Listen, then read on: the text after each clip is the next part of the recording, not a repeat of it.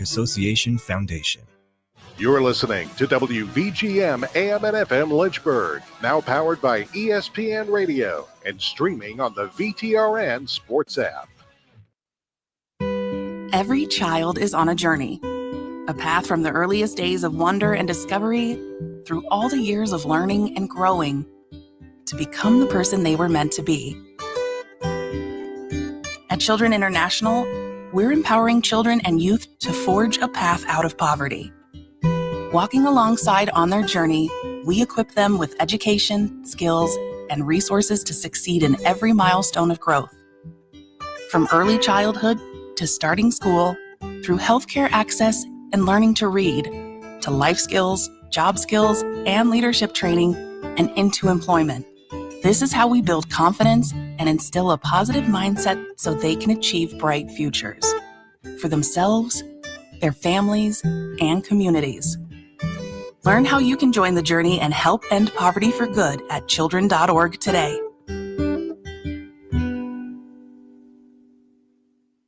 I take care of the kids, and I take care of my dad. I take care of things at work, the groceries, the cleanups, the meltdowns, the doctor's visits, the family events, mealtimes, bedtimes. I take care of all the things everyone else needs. But I haven't made time to take care of what I need. Family caregivers are often overloaded. It can feel overwhelming and exhausting. It's no surprise that millions of caregivers experience symptoms of anxiety and depression every year. But help is available, because there may only be one you, but you don't have to do it alone. Head to mentalhealthcareworks.org. That's mentalhealthcareworks.org to learn how to get the support you deserve, because mental health care works when you make the call. If you're experiencing a mental health crisis or thoughts of suicide, dial 988, a message from the American Psychiatric Association Foundation. Are you tired of static? Wish you could take your favorite Virginia radio stations with you wherever you go? Then you need to discover the power of streaming. That's right. You can now easily listen to the Virginia Talk Radio Network for insightful discussions and local news. From the VTRN News Center, I'm Bill Trefiro. And groove to classic hits on Rewind 1039. Baby, I know you're asking me to stay. All from your smartphone, tablet, or computer. No more fiddling with the dial. Just download your favorite radio app. Search for Virginia Talk Radio Network or Rewind 1039, and you're ready to go. Stay connected with your community. Good morning. This is Kimberly McBroom in the WDBJ 7 Newsroom with our Virginia Talk Radio Network news update. And enjoy the music you love, anytime, anywhere. Every move you make. Streaming the Virginia Talk Radio Network and Rewind 1039. It's that easy. Virginia Talk Radio Network, Rewind 1039. Now streaming.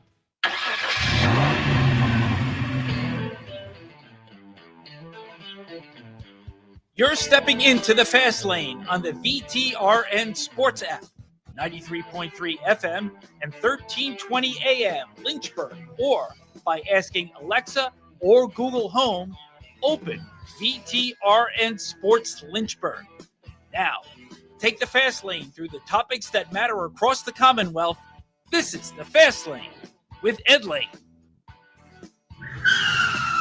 Time to take a detour in the fast lane. I mean, I don't even know if we can call it a detour when we really start the fast lane back and resume from the end of the week. But here we are. We're back here in the fast lane, and I don't even know what to say now. We all of a sudden begin with the detour because we are going to talk Liberty Flames basketball. Before we do that, TJ, guess what? What? We're not getting to enough of the transfer portal talk as far as players coming and going. We will get to quarterbacks, highlights, particularly local players, at some point in the next couple of days this week.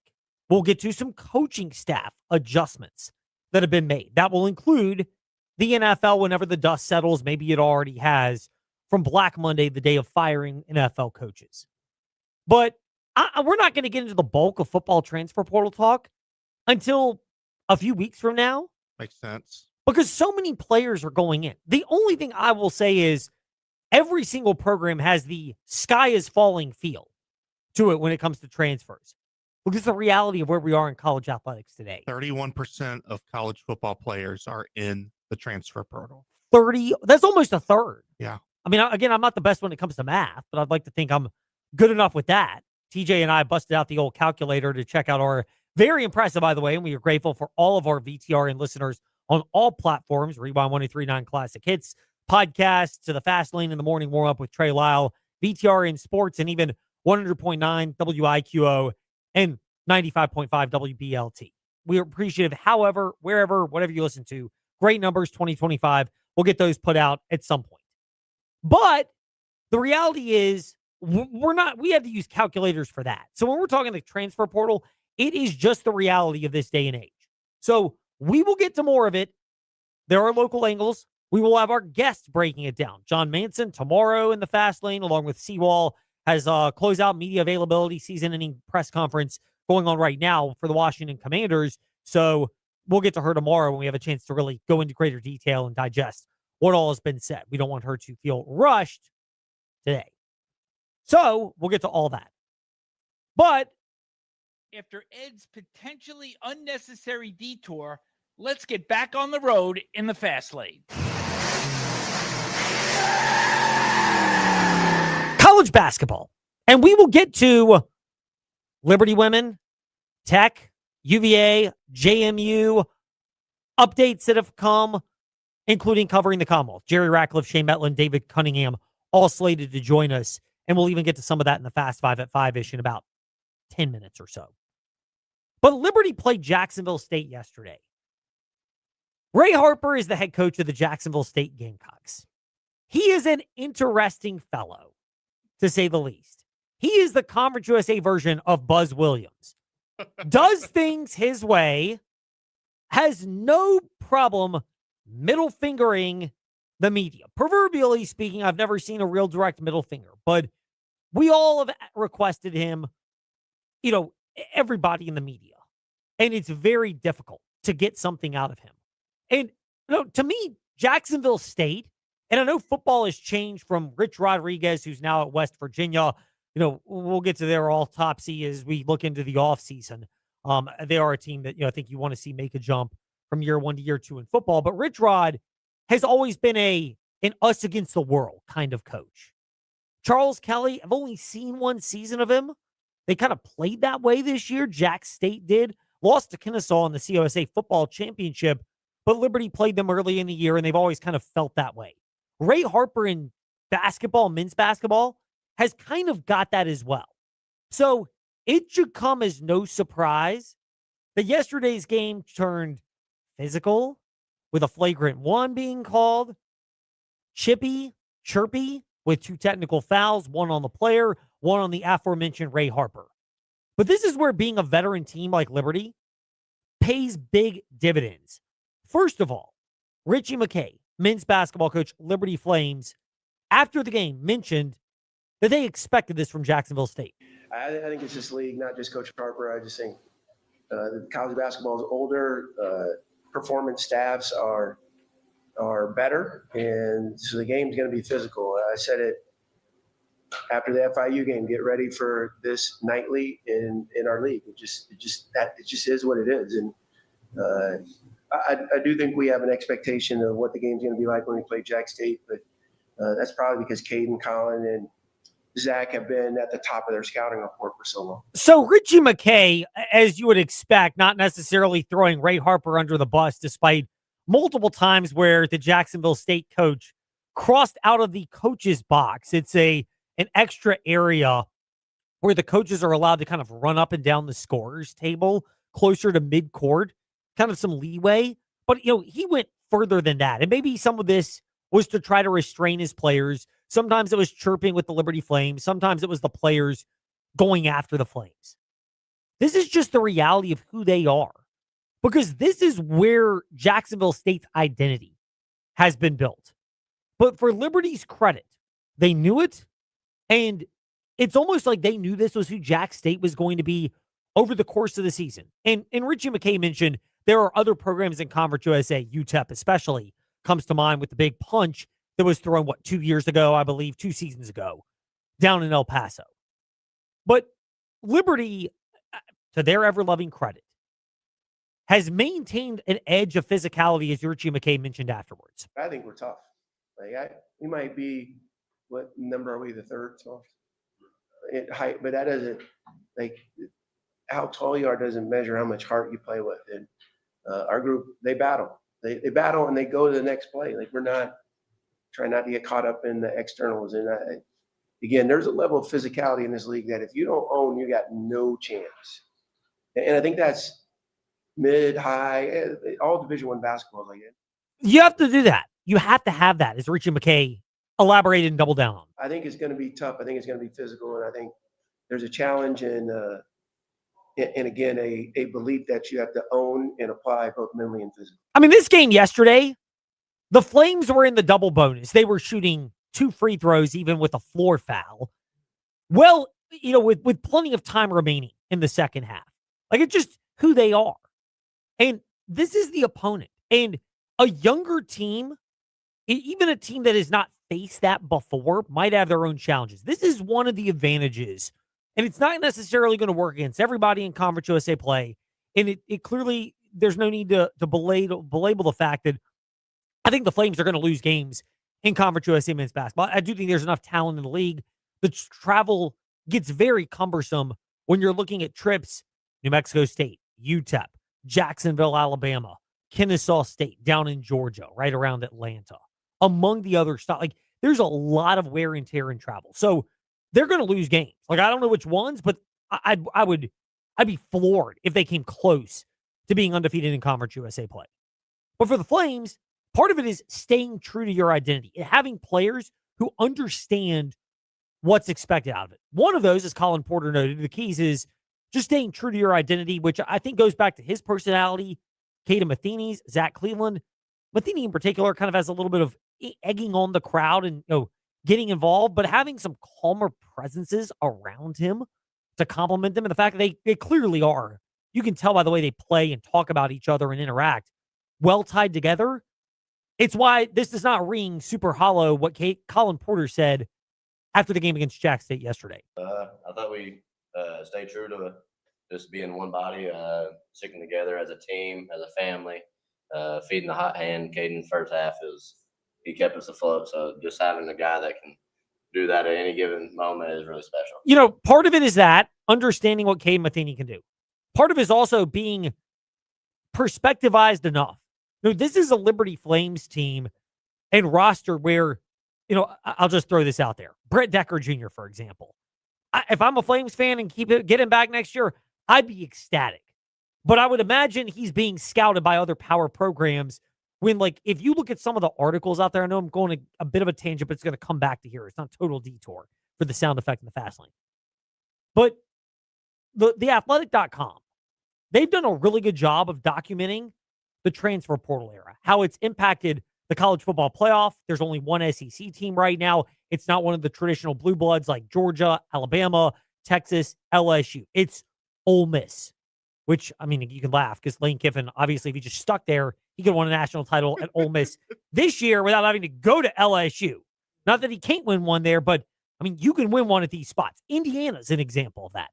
But the SEC is not this dominant conference. And I think part of it is just, look, everybody can pay players now. When Coach O said it a month ago, Coach O said it a month ago, Ed Ogeron, former LSU coach, said it used to be paying players through the back door. Now everybody just comes through the front door. I think there's some truth to that. Yeah. There's a balancing out of this. Yeah. But when you're also comparing it in college athletics, it's hard to have a roster with a level of cohesiveness and chemistry. And where the Flames may lack in a little bit of athleticism, you're going to lose certain guys. Those articles, by the way, also detailed about how the tampering goes on and transfer portal valuation and the players, and how difficult it is. There's this GM Spotlight series that The Athletic has done as well, which is on GMs in football.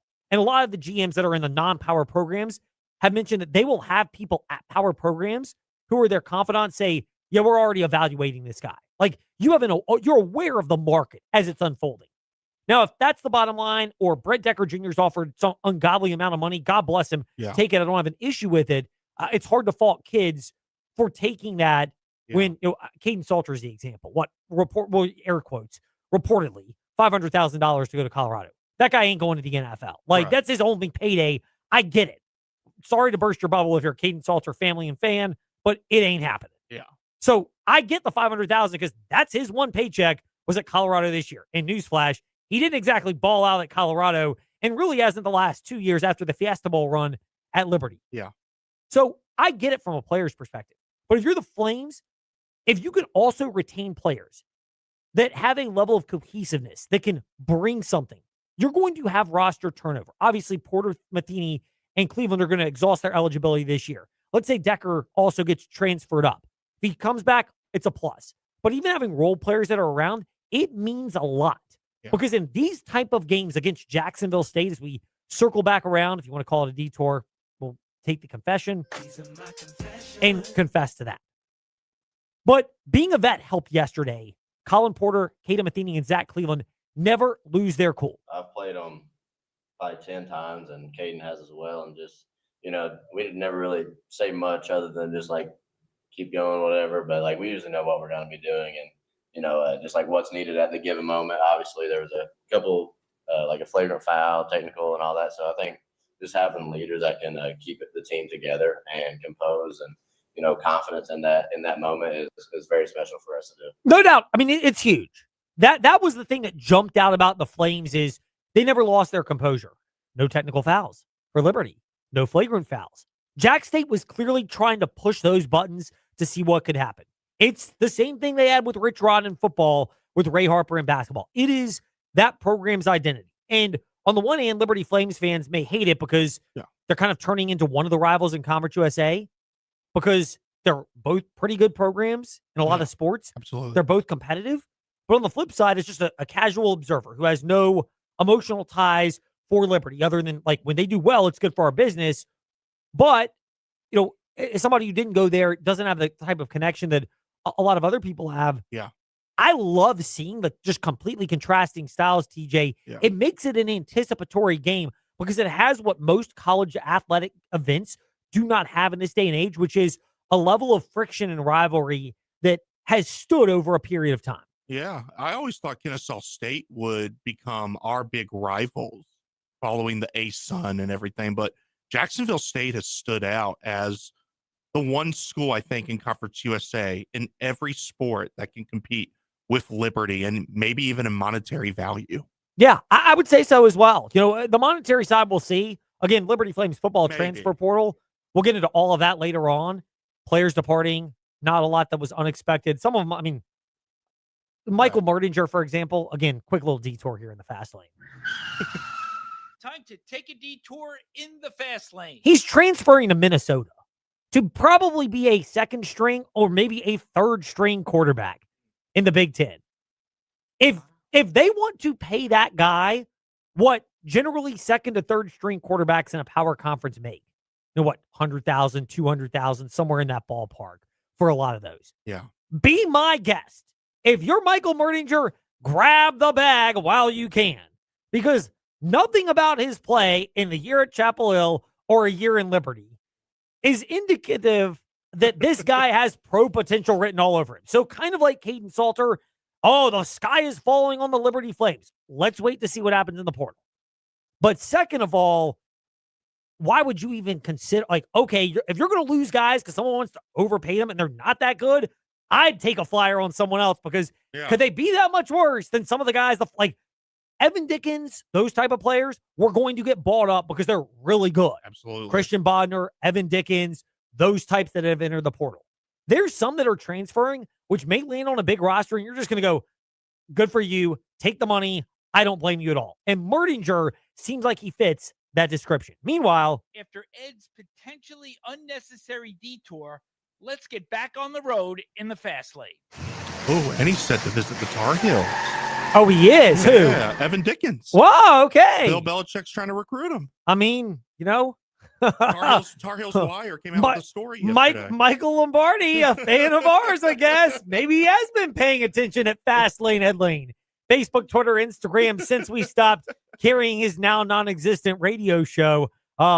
Hey, he does follow up me on social media. Maybe he was keeping up, doing some research. Thanks, Michael, for being part of our great listenership last year and our great presence in podcast. we appreciate it if you land Evan Dickens. We'll just go ahead and pat ourselves on the chest with a big amount of ego, as you can see at Fastlane, Ed Lane, and VTR I hope and Todd Sports. Wetmore doesn't kick us out because we're accidentally giving info to schools. Oh my goodness. I'm not giving inside info. We're putting what's in the public conscious at TJ_Wilkerson8 and Fast Lane Ed Lane, and whenever we host the Fast Lane. But I see the point. Yeah. And that's the thing. We will get more into the transfer portal later. In the meantime, there's more basketball to get to in. It's time for Fast Five at 5-ish. 5-ish minutes on 5 relevant topics done around 5 p.m.-ish. Ish, because our counting skills are kind of ish. Let's start with number 5. So the Liberty Flames Lady Flames basketball team. It's a really good weekend for them. They capped it off with the victory against UTEP. But before that, an 11-0 run on Friday night at New Mexico State. Avery Mills was basically responsible for the whole thing, 8 of the 11 points. But she propelled that run. Flames win a grinder 67-62.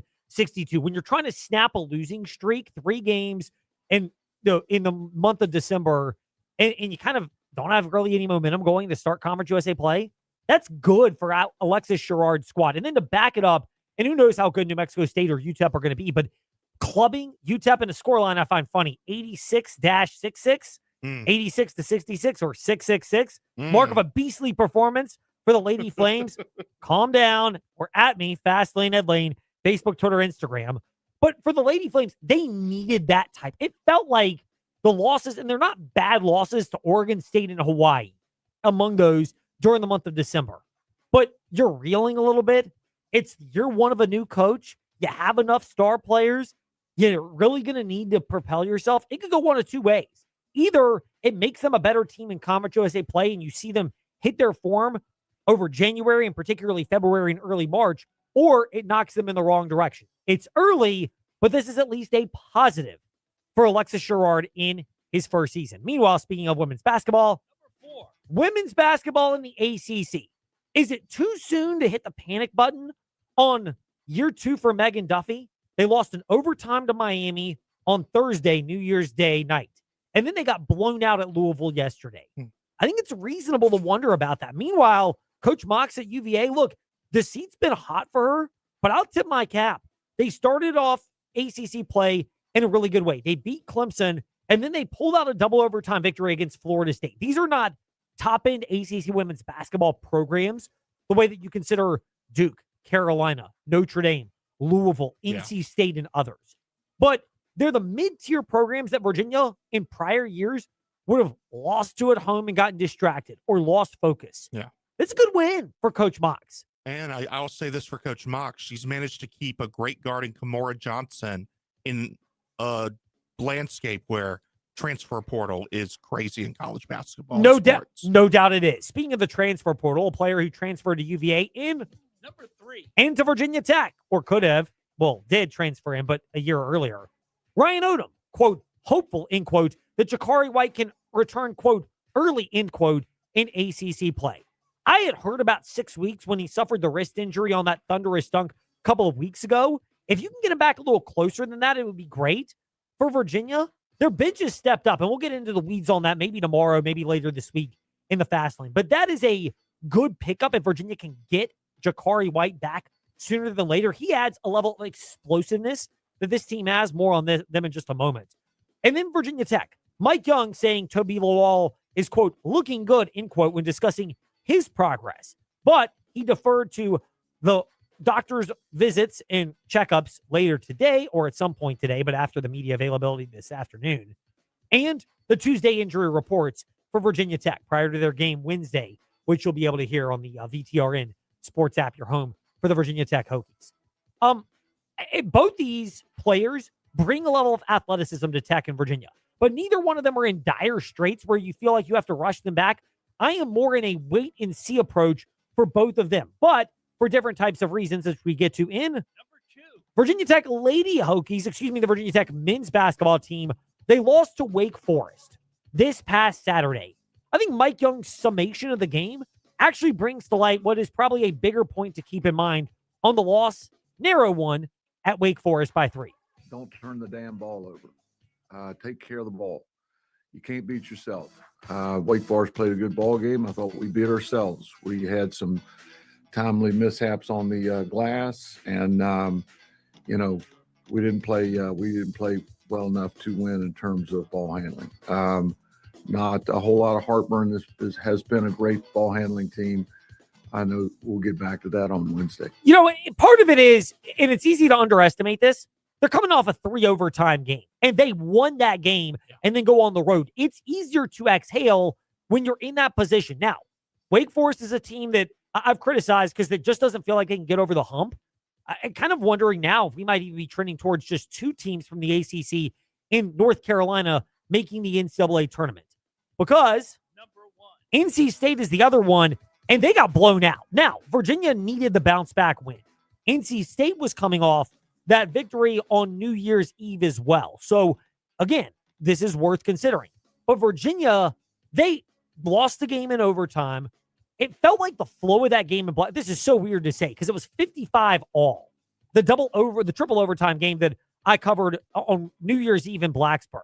But it felt like an old Virginia, not a new Virginia where they are accustomed to averaging close to 80 points per game. But for Virginia to lead wire to wire, 40-20 at the half, they were in control the entire way down in Raleigh early Saturday. They came out with the level of intensity you would want to see for a team bouncing back. You don't want to follow 0-2 in ACC play. It's not detrimental, but that was a good win in the way in which the Virginia Cavaliers captured that victory, which we will discuss in covering the Commonwealth after Shane Metlin of DNR Online joins us, as he'll join us next here in the Fast Lane on the VTRN Sports app and ask that smart speaker, open VTRN Sports. Hey, Hokie fans, are you still getting your Hokie sports news from other outlets, or even worse, the newspaper? Well, you're missing out. Tech Sideline has assembled the largest and most talented team to ever cover Virginia Tech athletics. If you want Hokie sports coverage that is second to none and will make you the smartest fan at the tailgate, subscribe to TechSideline.com for just $12 a month or $120 a year. Tech Sideline, all Hokie, all the time, period. Subscribe today at TechSideline.com.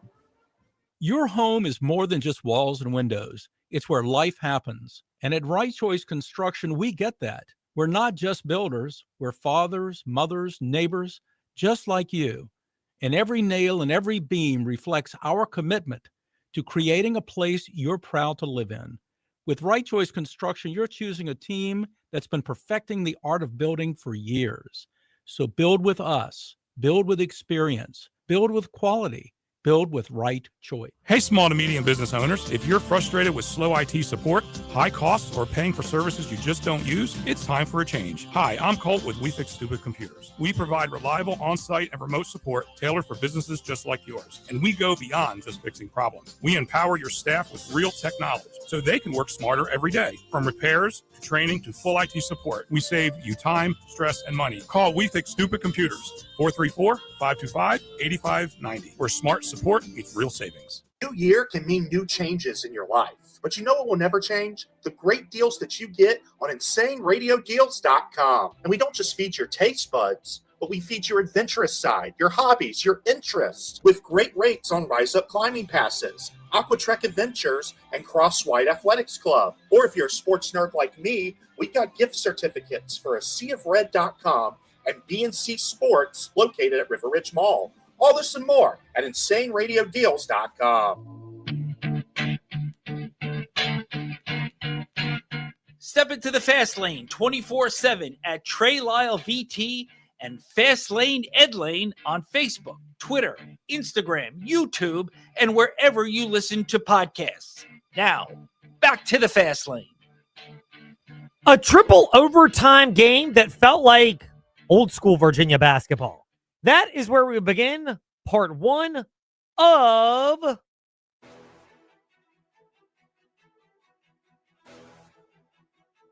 It's time for your teams and topics. Covering the Commonwealth, a look at teams and topics from around the Commonwealth. Let's start with the Virginia Cavaliers. Jerry Ratcliffe, veteran UVA reporter and founder of JerryRatcliffe.com, with us once again in the Fast Lane. Hootie, great to be speaking with you. The Virginia Cavaliers, by and large, they have been a very up-tempo team under Ryan Odom. They go to Virginia Tech, though, tied at 55 at the end of regulation before the game ultimately resulted in a high-scoring affair thanks to 3 overtimes. They go to NC State. They have a 40-20 lead at the half. They don't quite get to the 80-point mark. Is that scoring total destined to come down to Tony Bennett levels, or is it more likely to just come down a smidge as they get into the heart of ACC play? And let's be real, a much improved ACC at that. I think a smidge, Ed. I don't see him ever going back to the Tony Bennett pace again. They believe in up-tempo basketball, and even though the possessions aren't that drastic, they hunt for shots. They're more aggressive. They try to get into their offense earlier in the clock and try to, pressure the other team into mistakes and get some easy transition baskets. And plus, they do a much better job on the boards, the offensive boards in particular, something that Tony didn't really believe that much in. So I don't think it'll come down a lot. It'll come down some just because the competition increases against better teams overall. But I still think they'll try to play at a much higher pace. Sam Lewis, 23 points in the Wahoos' dominating victory at NC State, 76-61 this past Saturday. Was there a benefit to the fact that he didn't play as much against Virginia Tech as a number of the other players? And when you're coming off a 3 overtime game, plus the urgency meter of not wanting to go 0-2 in the ACC, perhaps that was a big spark for UVA. Yeah, I think so. And I think that's one of the beauties of this team, Ed, is the depth that they have, because almost anybody in those top 7 or 8 positions can jump up and bite you at any game. How many times have we seen different guys leading Virginia in scoring throughout the season so far? And that was one of their best scorers, sidelined with a broken wrist, who I'm sure will be back in some point during the season. But this time it was, I think Odom said it was the ball will find you, and it was Sam Lewis' turn, and he showed that he could do something with it, making 8 out of 12 shots and 5 out of 9 from the arc. And, Malik Thomas had a nice game. The Ritter was pretty steady as usual. Chancellor Mallory was okay, even though he's coming off an illness, and Devin Tillis was steady. So there's just so many guys on this team that can hurt you, and I think it just happened to be Lewis's turn in the rotation. What does it say about their maturity? Yes, you're coming off a 3 overtime game in Blacksburg in your second straight road game in the ACC, but you don't want to go to 0-2 in ACC play. Virginia seized control of this game really early, that 40-20 lead at halftime against NC State being the evidence. Yeah, I think they learned a lesson again down in Blacksburg, and take nothing away from Tech. I think they're a good team, and they played really well.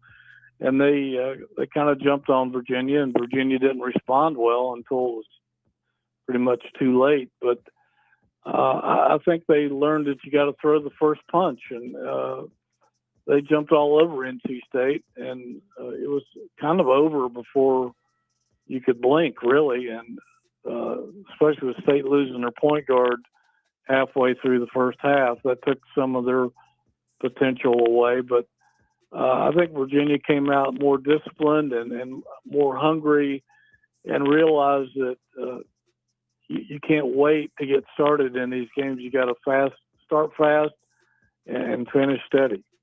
That's big for the Virginia Cavaliers. Meanwhile, football, there is a sky is feeling sentiment to the Virginia Cavaliers and what all has transpired in the transfer portal. Do fans need to pump their brakes? Because it seems like everybody in college football is feeling the same way, because there's so many players that are going to hit free agency on pretty much every roster.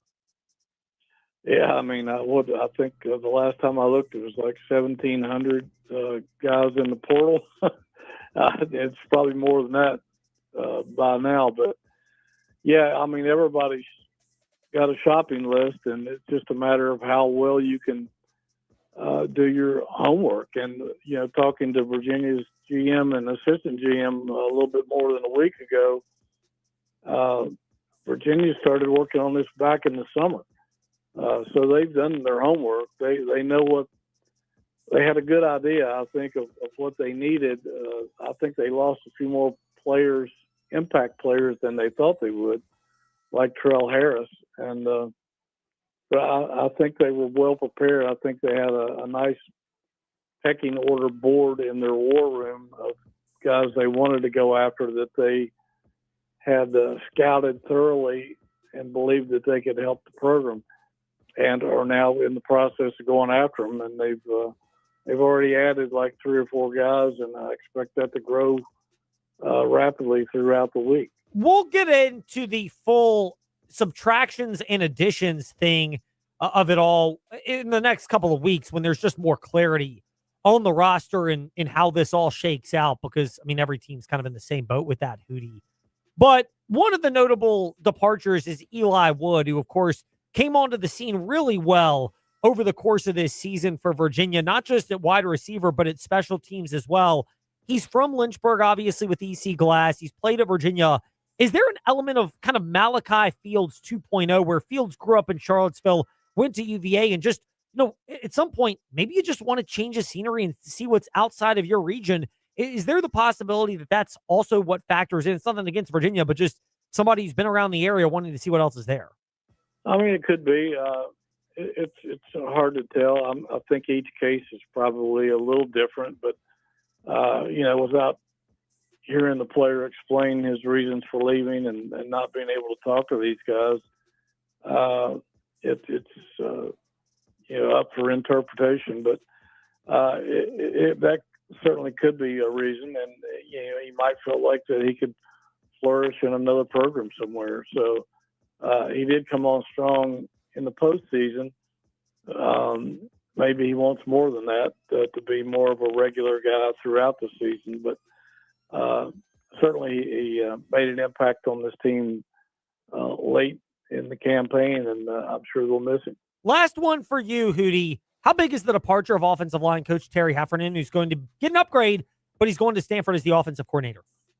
I think it's huge, Ed. And I mean, he did a miraculous job in his few seasons here, particularly before this year, because he was having to throw out patchwork lineups, not knowing week to week who was going to be healthy because of injury or illness or whatever, and did a heck of a job in trying to keep things patched up. But this year, I guess, was the pinnacle of his work. He produced a heck of an offensive line that did a great job in not only run blocking, but protecting Chandler Morris. And he, in the practices I was able to observe, it was always interesting watching Hef coach, because he had such a rapport with his linemen, and he had a sense of humor while out there coaching, but he also,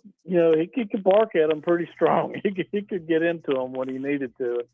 I think they all respected that he was trying to push them to be better than they could be. And, they brought in a bunch of linemen from the portal last year, but he ended up starting mostly guys that had been here before under his tutorship. And I think he really developed that offensive line into an extremely effective unit.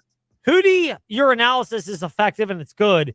JerryRatcliffe.com. Thank you for talking some UVA with us today in the Fast Lane. Always happy to be with you, Ed. Thank you. Now to the JMU Duke. Shane Metlin, who has patiently been waiting for us in the Fast Lane, and actually he's kind of been in the lead-in lane, and now we merge him into the Fast Lane here on the VTRN Sports app, as cheesy as we might be. Shane, thank you for joining us today in the Fast Lane. We hope you had a wonderful Christmas and holiday season, and 2026 is off to a prosperous and beneficial start for you. Meanwhile, for JMU football, we are asking this of a lot of our guests. Should the fans who have the sky is falling mentality maybe temper their expectations, considering it seems like everybody in college football is feeling that right now? Yeah, I think so. I think it's hard, but it's just you got to wait and see what happens, and have some faith in the coaching staff that you have. Which, for JMU, it's all new with Billy Napier, his staff he's bringing in. But if there's one thing they've been successful at all his stops or both his stops, it's been recruiting. So I think, you probably have a good guy in place to try to rebuild the roster at this point. You mentioned Billy Napier and what he can do. He had a real good blueprint when he did that at Louisiana. How much are you and how much should Duke fans look at how Billy Napier constructed a roster at Louisiana as a blueprint for what he's doing in Harrisonburg? Well, I mean, it worked at Louisiana, and they were able to recruit the state of Louisiana really well too. I think you look at some of these guys who are hitting the transfer portal now, maybe were at Louisiana at one point or went to LSU, but really considered Louisiana when Billy Napier was there. So he worked really well in state when he was there. I think he'll probably end up developing similar ties in Virginia. But right now they're kind of working the whole country as far as the portal goes. And when you see the people that are getting in, they've gotten a lot of non-Division I players so far. Because they were able to get in touch with them earlier because the transfer portal, the window, the calendar is all different at the different levels. So, like I said, it's still just a wait and see type of thing. And that's got to be hard for people, but you got to wait and see how it all pans out and what you have at the end. Yeah. I mean, you're in a spot now, if you're JMU, where patience is a virtue, which is why for the most part, Shane, we're going to wait on getting your full overview of subtractions and additions and how the Dukes have looked from that as we get further along. The one departure is Alonzo Barnett. Given what the Dukes did this year, is this a situation where, I mean, he's going to UCF, you'd presume it's a pay raise, where if you're a Dukes fan, you just tip your cap and say, thanks for the memories, it was a good ride?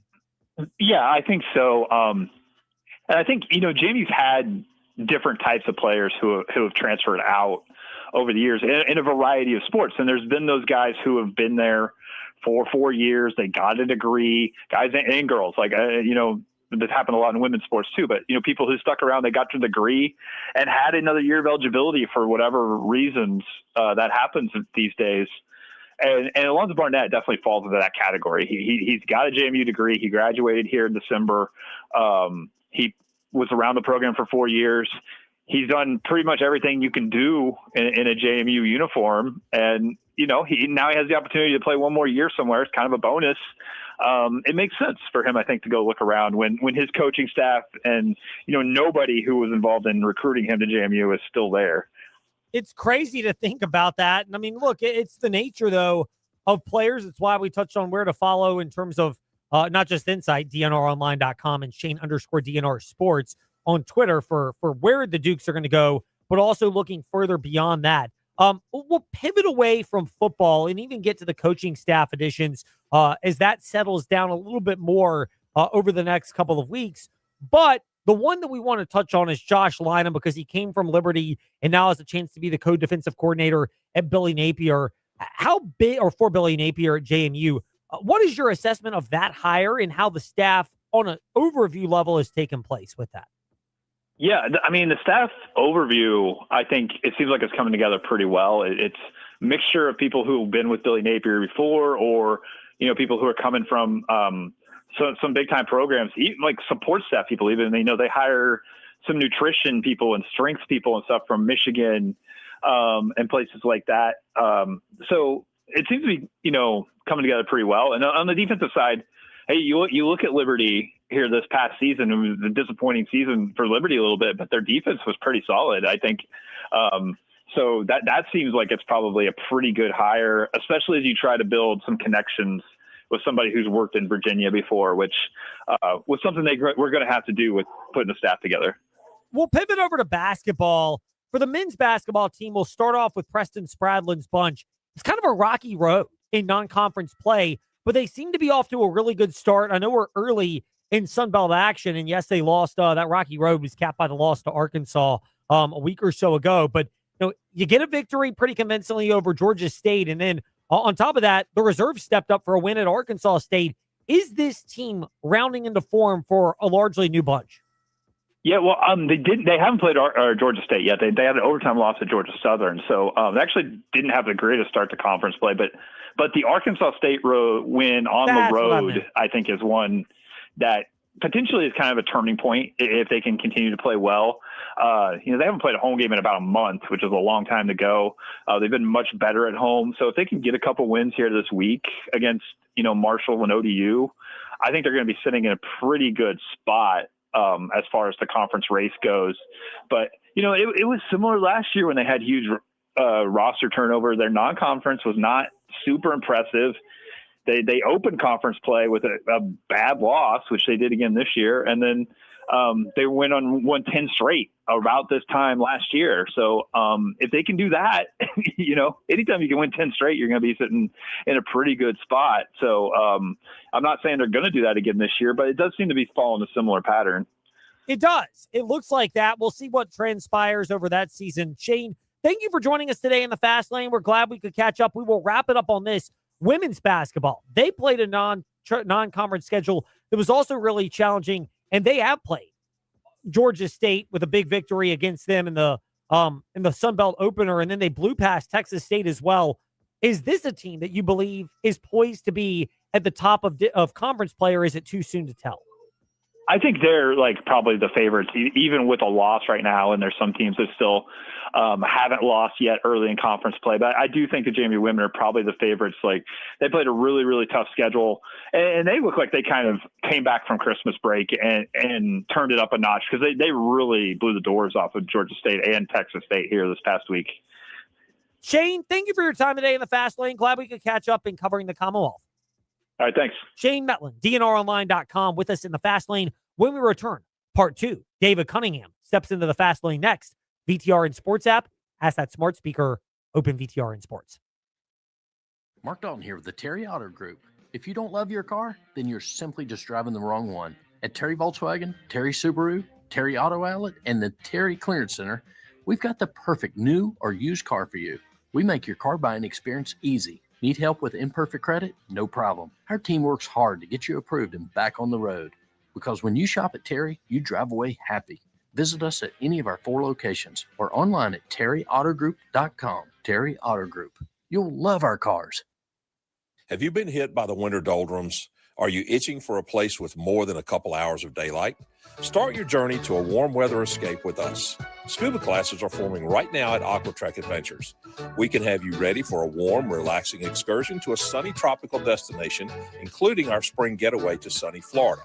Take the first step. Call Aquatrek Adventures on Mill Lane in Salem and visit our website at aquatrekadventures.com to sign up for the certification or your trip.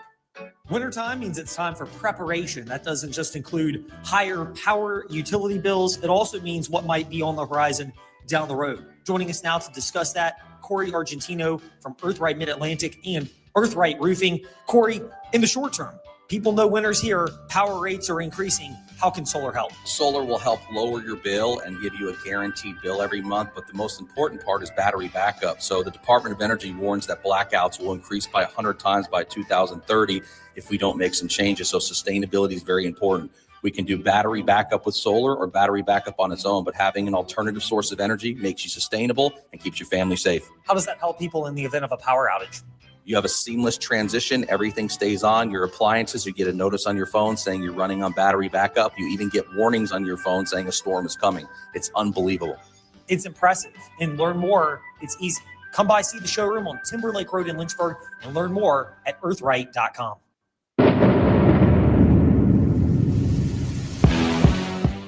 Step into the Fast Lane 24/7 at Trey Lyle VT and Fast Lane Ed Lane on Facebook, Twitter, Instagram, YouTube, and wherever you listen to podcasts.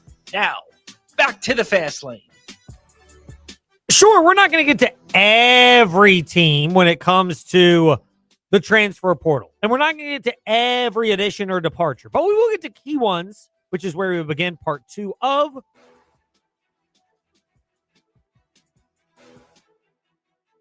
It's time for your teams and topics.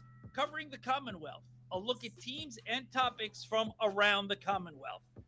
Let's start with the Virginia Tech Hokies. with David Cunningham of TechSideline.com. He's their managing editor and at The Real D. Cunna on Twitter and Instagram. David, Ethan Grunkmeyer, from Penn State to Virginia Tech. It seemed like it was either that or Bo Pribula. Is that the right read that Virginia Tech had to select one of those two quarterbacks, and that's why they selected Grunkmeyer?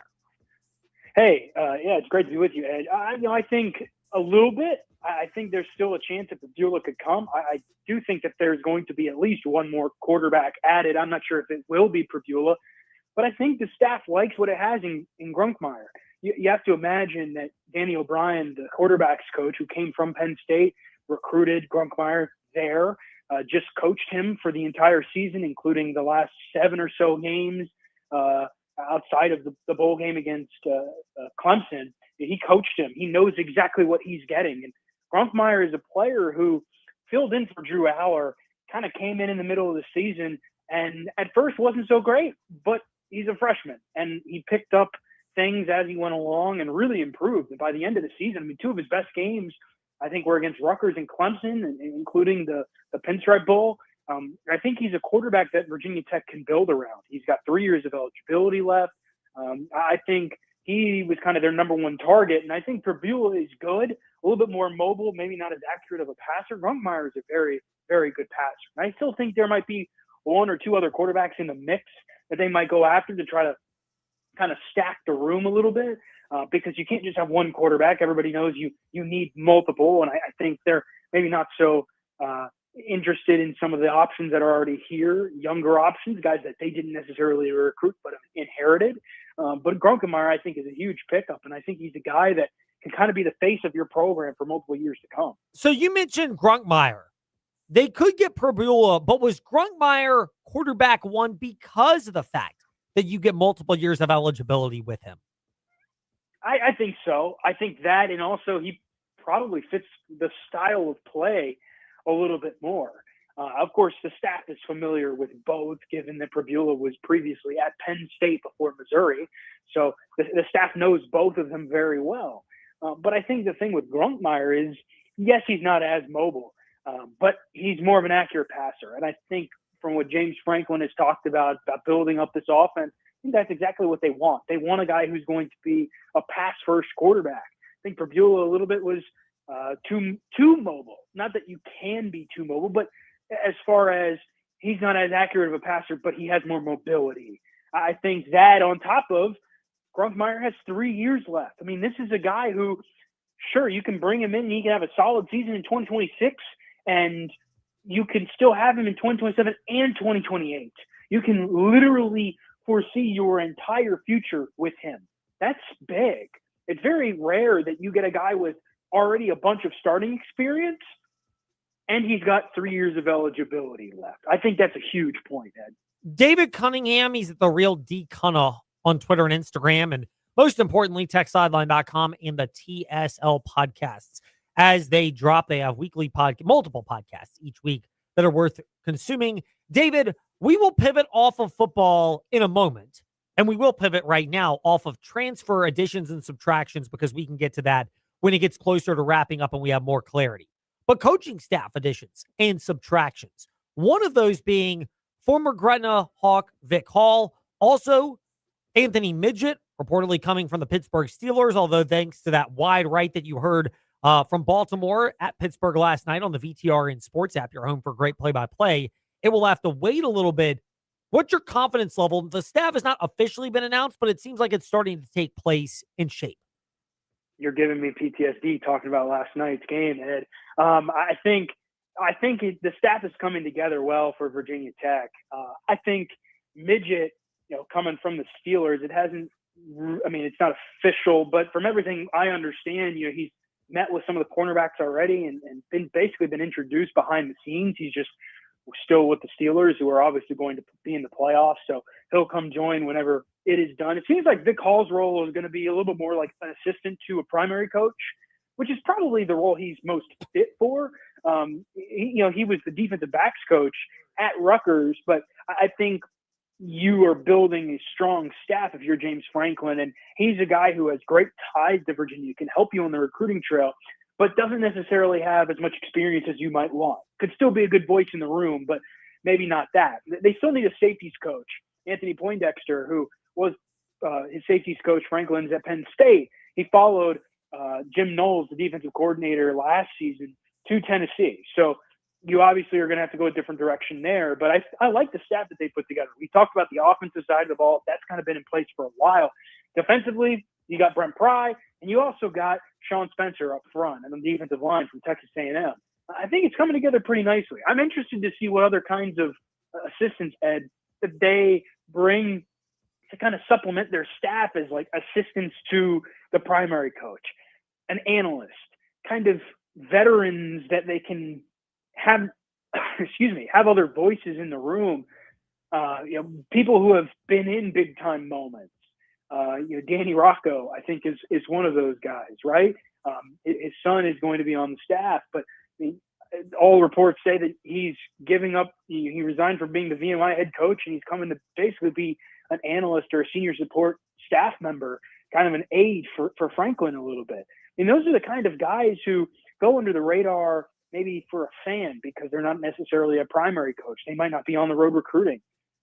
But at the same time, those are maybe the ones that matter more because those are the guys who are going to have their hands, in the game plan, and they're going to be vocal for James Franklin.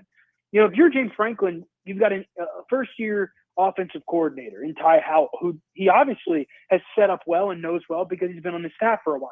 But you want to surround him with the most well-known names and people who have a good idea of what this looks like for a first-time guy. Not that guys who are going to kind of take over, but guys who can mentor him a little bit and be an experienced voice in that room. And I think Vic Hall, on the defensive side of the ball, is a guy who can do that. He might not necessarily be the primary defensive backs coach, but I think he's a guy who obviously has a lot of experience playing, but he's seen some things now as a coach too, and he can kind of give those experiences and share those with the players. I think the more experience you can add on the staff is good. I think it's shaping up well. They've obviously still got a couple other things to do, but I think it's heading in the direction kind of that Franklin expected it to from the beginning. David Cunningham's at The Real D Cunna on Twitter and Instagram, the TSL podcast, and TechSideline.com. We are at Fast Lane, Ed Lane, Facebook, Twitter, Instagram, YouTube, and however you consume your podcast, including if you want to listen live on the VTRN Sports app. All our great play-by-play is there as well. Play-by-play, not so great for Virginia Tech women's basketball. How concerned should fans be, not just the fact that they blew a lead and lost in overtime to Miami on New Year's Day, but they topped that off with a game where they just seemed like they were non-competitive in front of you and a bunch of red-clad Cardinals fans, 85-60 yesterday in Louisville. Yeah, Ed, a little bit. I think the toughest part for Virginia Tech fans to understand is that this is not a team that, the team that went to the Final Four or the team that won the ACC regular season title. Virginia Tech has taken a step back since Kenny Brooks left, and you kind of knew that was going to happen. I think this was kind of an eye-opening game for some fans in that aspect because Tech played okay last season, was on the bubble. You could argue could have made the big dance, first team out. And this year, I think Tech's going to be a bubble team again. Right side, wrong side, a lot of games to be played still. But this was the game against the best team in the ACC, in my opinion. I think Louisville was going to run away with the conference. And you saw the Hokies, they were just outnumbered, outmatched, overwhelmed. I mean, you pick whatever verb or adjective you want to describe it with. I mean, they kind of got run out of there a little bit. Now, this is, again, a really good Louisville team. I thought they fought, but I think that kind of just shows you that they're not necessarily the top dog in the league anymore. Not that they can't get back there. I think they've got there are some questions I have about their roster and just kind of how it's set up right now. It feels like outside of their top two options and Carly Wenzel and Karis Baker, they don't necessarily have a lot of other players to step up. It's kind of a guessing game of who is going to step up every night. That makes it a little bit difficult because the other day, Karis Baker has shut down against Miami. She bounces back with a good game against Louisville. Carly Wenzel, who had a good game against Miami, shut down against Louisville. So it's a little bit of a give and take here. I think they've got a lot of games left, especially this upcoming week at Syracuse versus Boston College, where they can kind of get their legs under them. And I don't think it's an end-all, be-all game, think it's more of just this is where they stand at the moment. And I think it's a little bit disappointing for Virginia Tech fans, but at the same time, when you lose the best coach you've ever had in program history, who took you to amazing heights, and you lose two All-Americans, the best players in program history, well, you're going to take a little bit of a step back. And I think they're not necessarily in the upper echelon of the league. They're probably middle of the pack. And the difference in the middle of the pack, a lot of times it comes down to having individual players. And I think they could use a little bit more talent on their roster right now. I still think they can get by okay in a lot of instances with what they have, but you can nitpick a little bit here and there, Ed. I think they're in an okay spot, but it was disappointing, I think, for a lot of Virginia Tech fans watching that, because the last time the Hokies were there 2 years ago, they ran Louisville out of the gym. They've come a long way since then, and part of that is just the nature of the sport and how it expands over time. And when you lose a coach like that, they're of course going to take players with them, and you have to rebuild. And they're clearly not there yet, but that doesn't mean they won't ever, get back to being a really, really good team again. Just not in the cards right now. And I think, they're tweaking stuff, and they're trying to figure out where to go from here. David, we'll wrap it up on this. How much of Virginia Tech men's basketball's loss at Wake Forest this past Saturday that you heard on the VTR and Sports app, of course, your home for great play-by-play, how much of that was not having Toby Lawal when you might have needed the extra depth? How much of it was just the cumulative effect? Even if you had Lawal back, you played a 3 overtime game and you're at a desperate Wake Forest team. And did that contribute to the turnovers that really seem to be the undoing? I would say very little, Ed. I think this team showed against Virginia that it could play very, very well without some key pieces. And Toby Lawal, who could potentially be back on Wednesday, according to Mike Young, he's been out since November. And Tyler Johnson and Antonio Dorn, that's more of a newer thing. Johnson, he's missed 2 games. Dorn, a couple more than that. They beat UVA in triple overtime, as you mentioned. I think the interesting part, Ed, is they looked like they had the legs. It felt like they were capable of playing a good game, because I thought after, in the second half, I thought they played pretty well, all things considered. They shot the ball well. They were better defensively. But the tough part is, I think it was a really good game plan from Wake Forest, and Virginia Tech was caught off guard a little bit, specifically Neoclis Abdallas. Wake Forest head coach Steve Forbes said after the game that their game plan was basically confuse the heck out of Neo and make him turn the ball over. They did that early in the game. They switched up their ball screen coverages, and where Abdallas thought there was going to be a pass where he wanted to go, Wake Forest was sitting on it waiting. And Tech hit its season high turnovers. It had 13 in the first 12 minutes of the game. Hokies only had 6 the rest of the way. They turned the ball over so much in the first half. They countered it and figured it out as the game went on. But the tough part is you can't put yourself in a hole like that. And I don't know that was necessarily fatigue. I think more than anything, it was not necessarily adjusting on the fly as well as they probably should have as a team. And that doesn't necessarily fall on the coaches or anything, because a lot of that was before the first media timeout. But I think Wake Forest had a really good game plan, executed well in the first couple minutes. And, the Hokies crawled their way back in the game. They led in the second half. And then it's one of those things where maybe down the stretch you could point to and say, man, if they had Tyler Johnson, if they had Toby Lawal, they would close it out a little bit better. But I think a lot of just self-inflicted things, right? Amani Hansberry, for example, he gets 3 fouls in the first half. Christian Gerdak did too. If you have 1 fewer foul in the first half, that gives you more time to play on the court in either half, right? You need those guys to be smart and be on the court. And so there's a little bit of a give and take. I still think they're in a pretty good position, and that would have been a Q1 road win had they gotten it. They come back this week, and they've got a Stanford team coming off a win against Louisville. So they've got to turn the page quickly, and I think they're playing pretty well. If they can get Lawal and Johnson back, man, I think they've got a really good chance to have a great end to the season. That is optimism for Virginia Tech fans. It's always good at TechSideline.com, the TSL podcast, The Real D Cunna on Twitter and Instagram for them. And, of course, Fast Lane, Ed Lane, however you listen to podcasts, Facebook, Twitter, Instagram, and the VTR and Sports app for us.